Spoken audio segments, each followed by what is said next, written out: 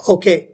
સો આપણે એક એવા વિચિત્ર યુગમાં જીવીએ છીએ કે જ્યાં આપણા ફોનમાં હજારો કોન્ટેક્ટ્સ છે, સોશિયલ મીડિયા ઉપર ઘણા બધા ફોલોવર્સ છે, વોટ્સઅપ અને ઇન્સ્ટાગ્રામ પર એન્ડલેસ ગ્રુપ ચેટ્સ છે, right? અને તેમ છતાંય આજે આપણે સૌથી વધુ એકલતા અનુભવતા હોય એવું લાગે છે.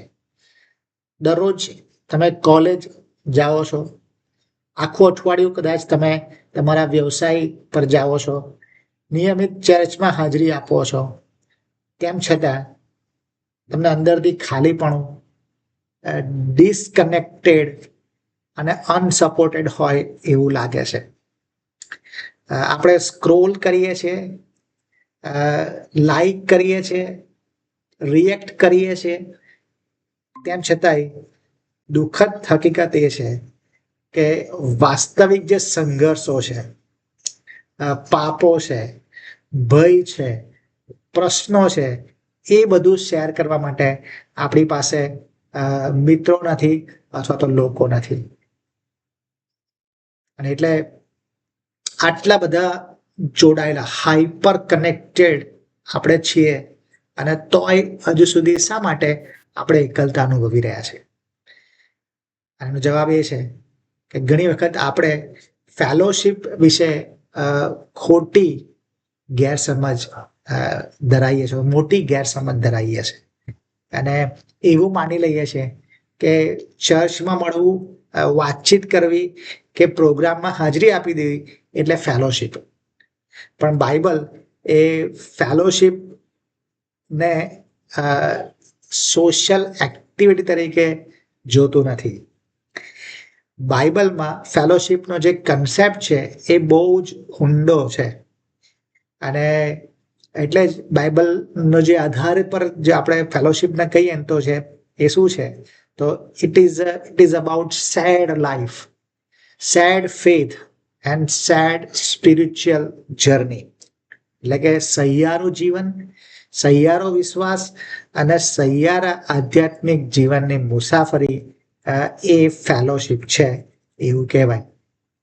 અને એટલે આજે આપણે સમજવા માંગીએ છીએ કે ઈશ્વરે આપણને ફેલોશિપ કેમ આપી છે અને એ ફેલોશિપ આપણા વિશ્વાસના માટે કેટલી અગત્યની છે એવું સમજવા માંગીએ છીએ. કારણ કે ઘણા બધા જુવાનો છે ને, જે વિશ્વાસી જુવાનો છે, એ એમના વિશ્વાસની અભાવના કારણે એ લોકો સ્ટ્રગલ કરે છે એવું નથી. સ્પિરિચ્યુઅલી સ્ટ્રગલ એટલા માટે નથી કરતા, પણ સ્પિરિચ્યુઅલી સ્ટ્રગલ એટલા માટે વિશ્વાસીઓ કરી રહ્યા છે કારણ કે એ લોકો એકલા રહેવાનું પસંદ કરે છે.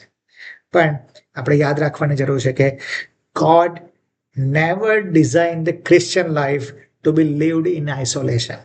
ઈશ્વરે ક્યારેય એવી રચના નથી કરી કે જેથી ખ્રિસ્તી લોકો એ એકલતામાં રહે. રાઈટ? અને એટલે the Bible present fellowship as a spiritual necessity, not an optional activity. Bible ફેલોશિપને આધ્યાત્મિક જરૂરિયાત તરીકે રજૂ કરે છે, નહીં કે વૈકલ્પિક પ્રવૃત્તિ તરીકે. અને એટલે આપણે 5 બાબતો આજે ફેલોશિપ સંબંધી શીખીશું અને એ આપણને ફેલોશિપનું જે સામર્થ્ય છે એ આપણને સમજાવશે. જો પહેલી બાબત આપણે જે બાઇબલ આપણને શીખવે છે ફેલોશિપ સંબંધી, અને એ બહુ જ મહત્વની છે, અને એ છે fellowship is God's design, not an human idea. એ હ્યુમનનો બહાર કાઢેલું અથવા તો હ્યુમને ઇન્વેન્ટ કરેલી વાત નથી, પણ ઈશ્વરની ડિઝાઇન છે. અને એટલે fellowship is not a church idea.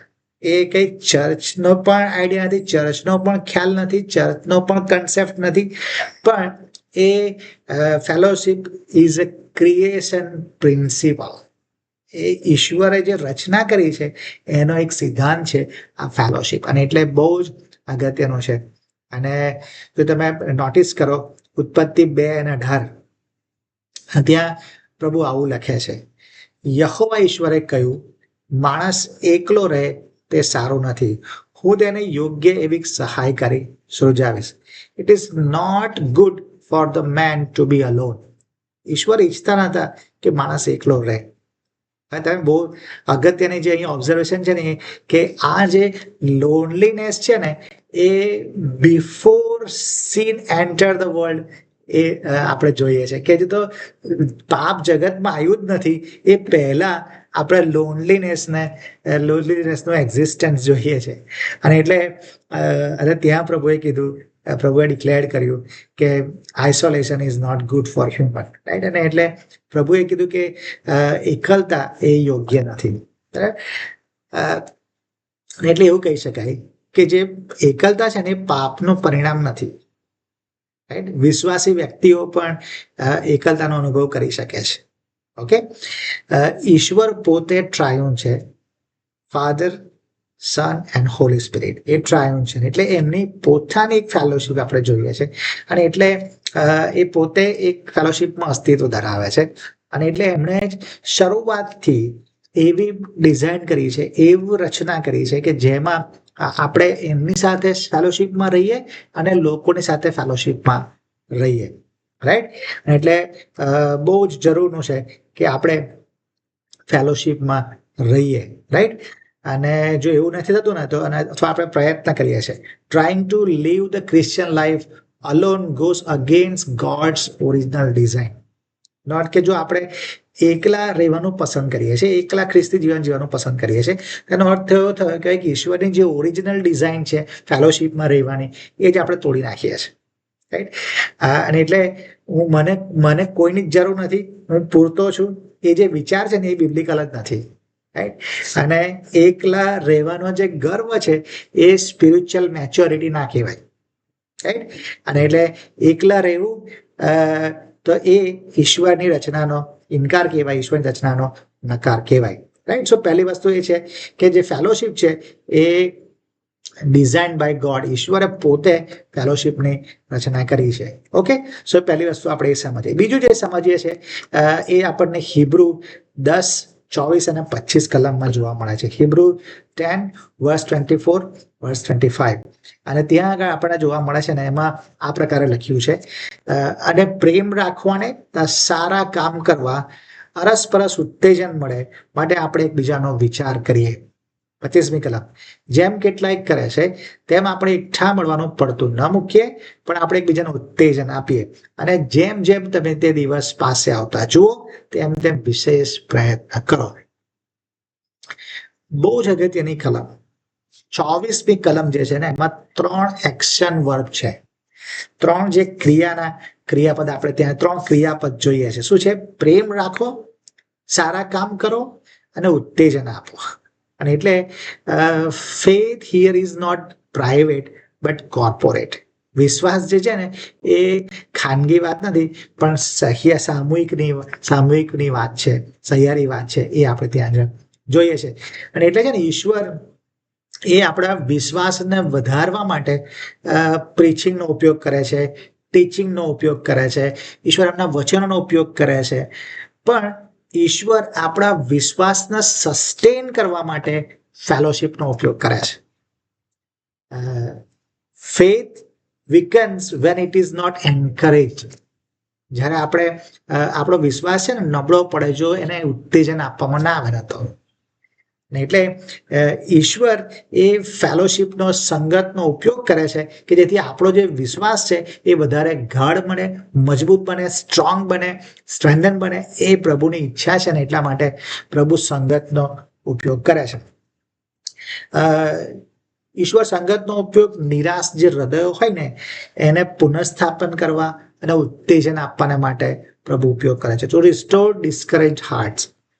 બીજું છે ટુ કરેક્ટ ડ્રિફ્ટિંગ બિલીવર્સ. કેટલાક વિશ્વાસ છે એ ભટકી જાય છે, એમના માર્ગમાંથી ભટકી જાય છે, તેમના માર્ગને પાછા લાવવા માટે પણ પ્રભુ ફેલોશિપનો ઉપયોગ કરે છે.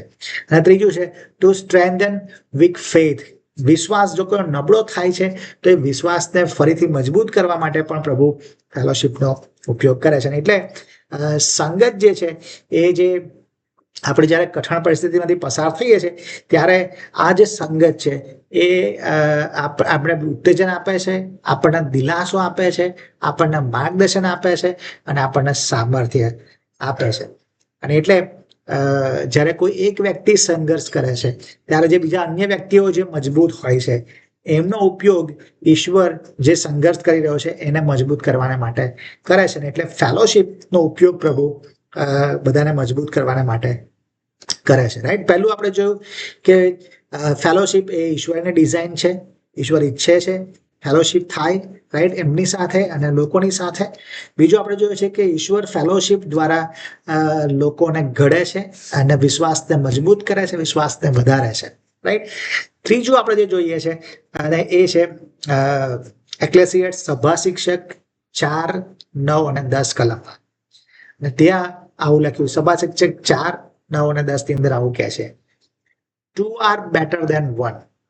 If either of them falls down, one can help the other up. એક કરતા બે ભલા, કેમ કે તેમની મહેનતનું ફળ તેમને સારું મળે છે.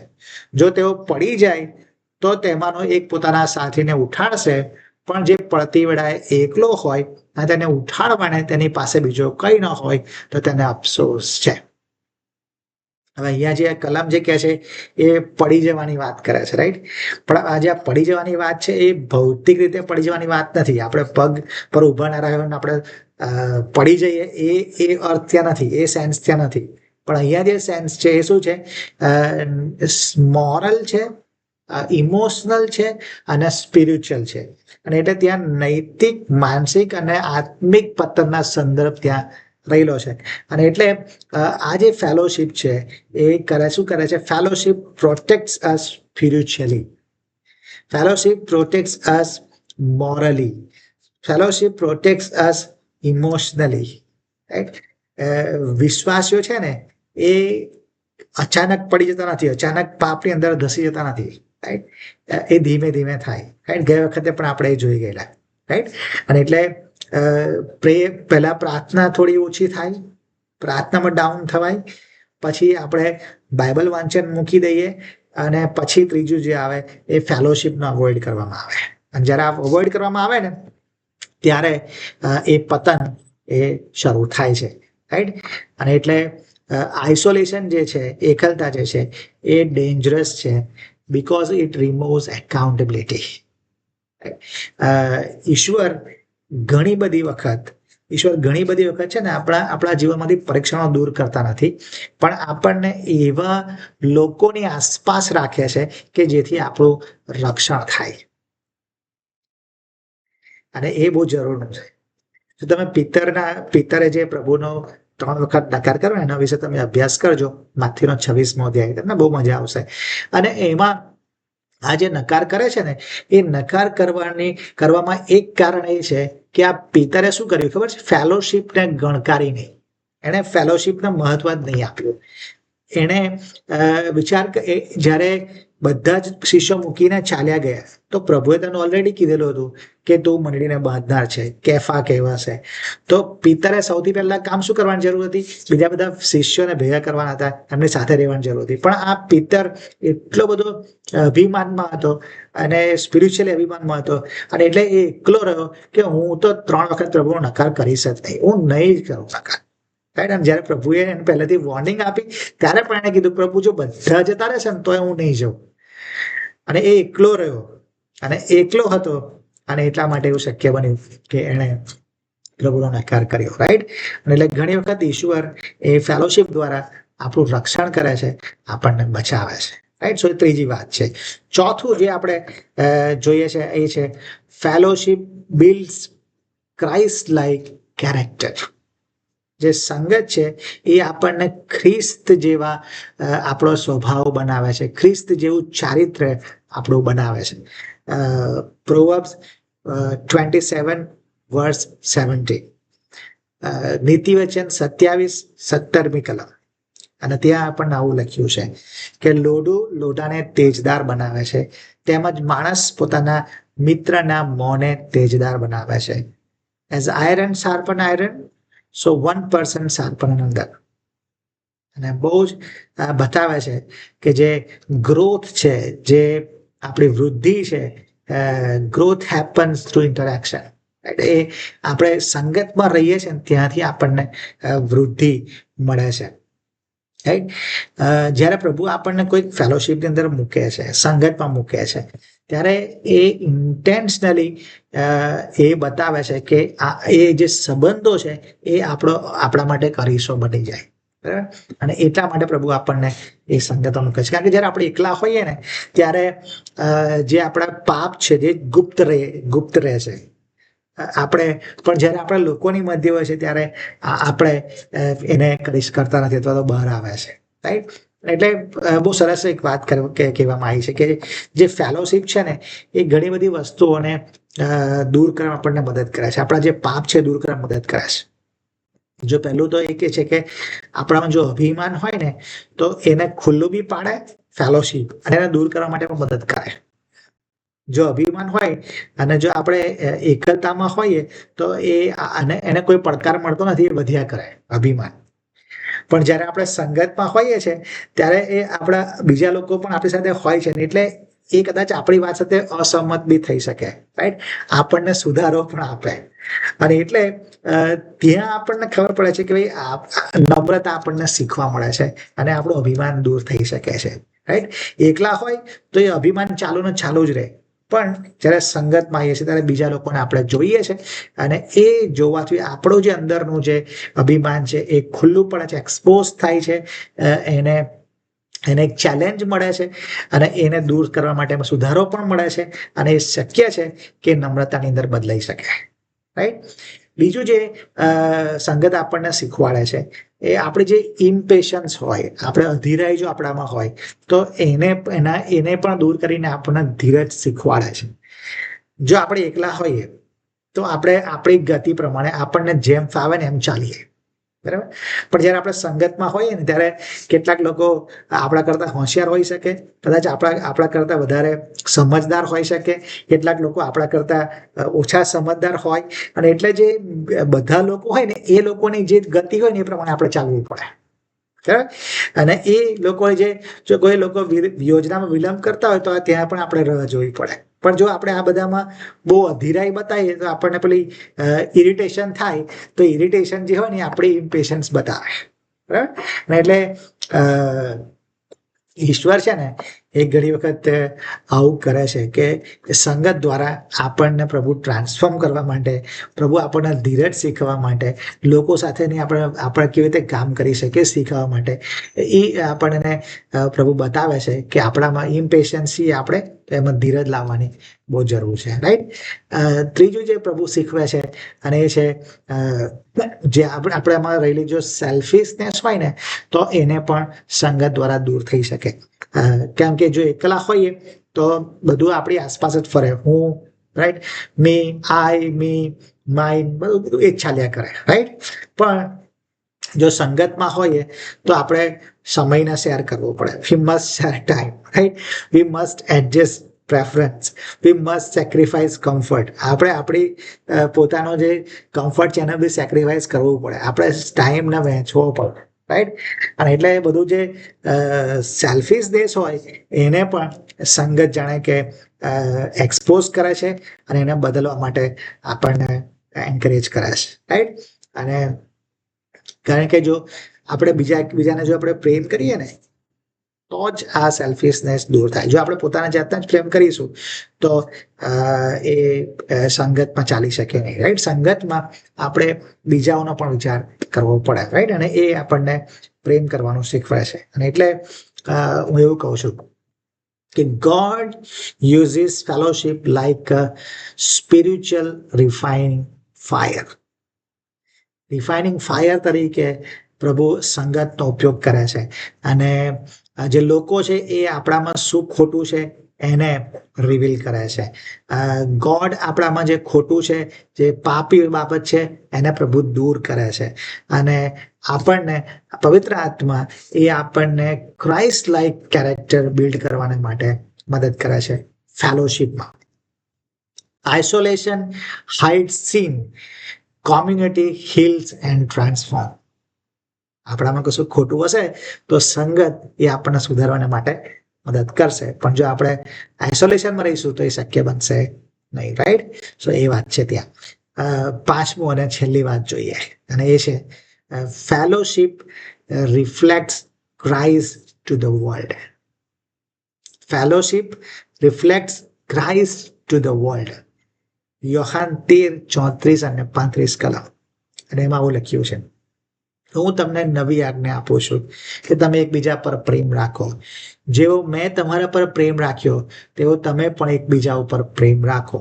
જો તમે એકબીજા પર પ્રેમ રાખો તો તેથી સર્વ માણસો જાણશે કે તમે મારા શિષ્ય છો. જગત છે ને, દુનિયા, એ ફક્ત દલીલોથી પ્રભુને ઓળખી શકે નહીં. આપણે સંદેશાઓથી પ્રભુને ઓળખી શકીએ નહીં.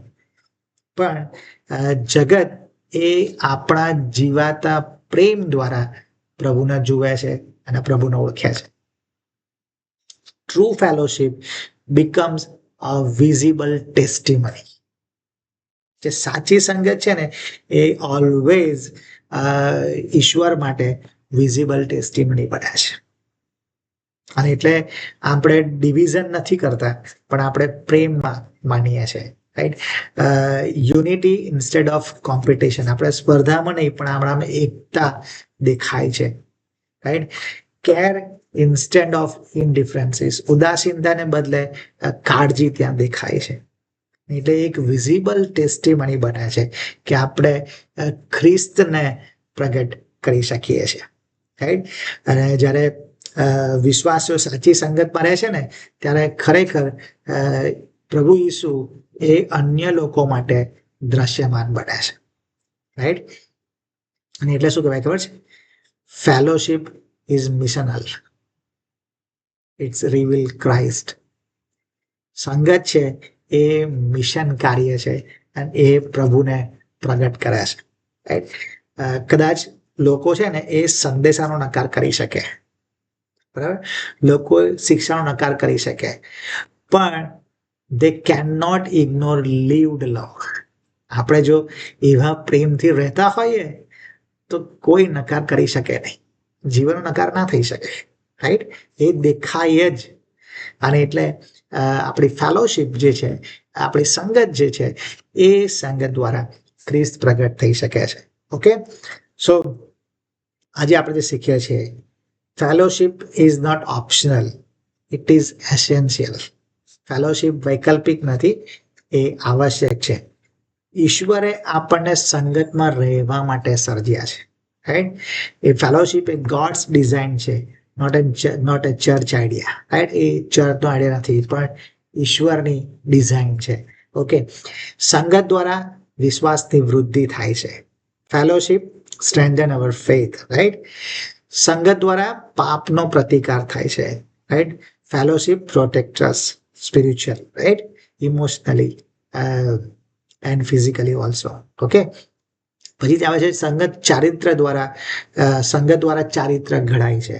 અને ફેલોશિપ બિલ્ડ્સ અવર કેરેક્ટર એઝ ક્રાઇસ્ટ. અને ફેલોશિપ દ્વારા ખ્રિસ્ત પ્રગટ થાય છે. આપણી જે ફેલોશિપ છે, આપણો એકબીજા પ્રત્યેનો જે પ્રેમ છે, એના દ્વારા પ્રભુ પ્રગટ થાય છે. Isolation weakens but fellowship strengthens. So if you want to grow spiritually, don't walk alone, walk together. Walk in fellowship. Okay?